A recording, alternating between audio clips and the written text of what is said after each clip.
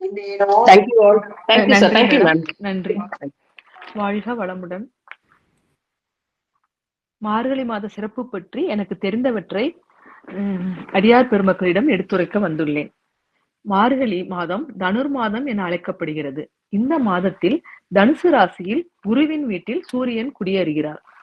பகவத்கீதையில் கிருஷ்ணர் மாதங்களில் நான் மார்கழி என்று கூறி இதன் பெருமையை உணர்த்துகிறார். மனிதர்களுக்கு ஒரு வருடமானது, தேவர்களுக்கு ஒரு நாள். தை முதல் ஆனி வரை பகல் பொழுதாகவும், ஆடி முதல் மார்கழி வரை இரவு பொழுதாகவும் தேவர்களுக்கு உள்ளது. எனவே மார்கழி மாதத்தில் அதிகாலை தேவர்களுக்கு பிரம்ம முகூர்த்தமாகும். இந்த நேரத்தில் வழிபாடு செய்வது மிகவும் நன்மை தரும்.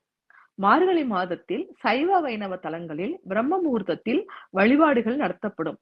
ஆண்டாள் அருளி செய்த திருப்பாவை, மாணிக்கவாசகர் எழுதிய திருவம்பாவை மற்றும் தேவாரம், திருப்புகழ், திருவருட்பா போன்ற பாசுரங்களும் பாடப்படுகின்றது. மார்கழியில் வைணவ தலங்களில் வைகுண்ட ஏகாதசியும், சைவ தலங்களில் திருவாதிரை விழாவும் சிறப்பாக வழிபடப்படுகிறது. மார்கழியில் அதிகாலையில் பூமிக்கு மிக அருகில் வரும் ஓசோன் படலம் நமக்கு நன்மை தரக்கூடியது என்ற அறிவியல் ரீதியில் அதிகாலை எழுந்து வாசலில் கோலமிடுவது, கோவில்களுக்கு செல்வது என்பது நம் உடலுக்கும் மனதுக்கும் நன்மை தரும்.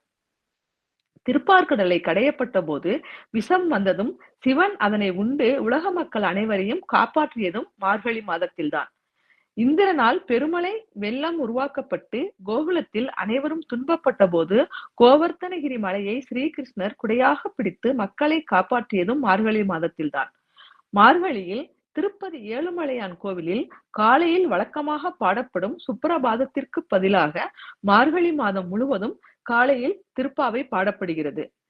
சபரிமலை சாஸ்தாவான ஐயப்பனுக்கு மண்டல பூஜை நடத்தப்படுவதும் இந்த மார்கழி மாதத்தில்தான். சிறப்புகள் பல வாய்ந்த மார்கழி மாத விடியற் காலையில் நாமும் நம் இல்லங்கள் தோறும் வழிபாடுகள் செய்து இறைவனின் பேரருளை பெறுவோம். இந்த மார்கழி சிறப்பு கவிதையாக ஆண்டாளை பற்றி எனக்கு தெரிந்த சில வரிகளை எழுதியுள்ளேன். அதை தங்கள் முன் சமர்ப்பிக்கின்றேன். ஆண்டாள் தன் தூய்மையான அன்பால் அரங்கனையே ஆண்டாள்.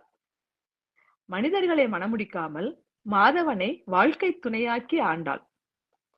மார்கழியில் நீராடி தன் பக்தியினால் மனதிற்கினிய மாய கண்ணனை ஆண்டாள்.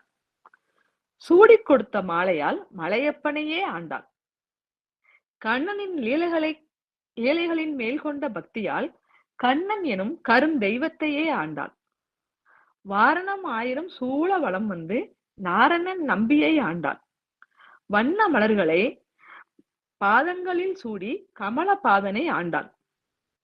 பகவானின் பாஞ்ச சன்னியத்தின் பேரு தனக்கும் கிடைத்திட்ட ஆண்டாள். இந்த பாஞ்ச சன்னியத்தின் பேரு அப்படின்றது என்னன்னா, அந்த சங்கு அவரால் ஊதப்படுது அப்படிங்கும்போது அவரோட அந்த இதழ்கள் தனக்கு வேணும் அப்படின்றதுக்காக அந்த இதை தனக்கும் அவ வாங்கிக்கிட்டா அப்படின்ற அர்த்தத்துல எழுதியிருக்கிறேன். கூடார வள்ளி நோன்பிருந்து வித்தகன் வேங்கடவனை ஆண்டாள். 12 ஆழ்வார்களில் ஒருத்தியாய் பாசுரங்களை பாடி பள்ளி கொண்ட பெருமாளை ஆண்டாள்.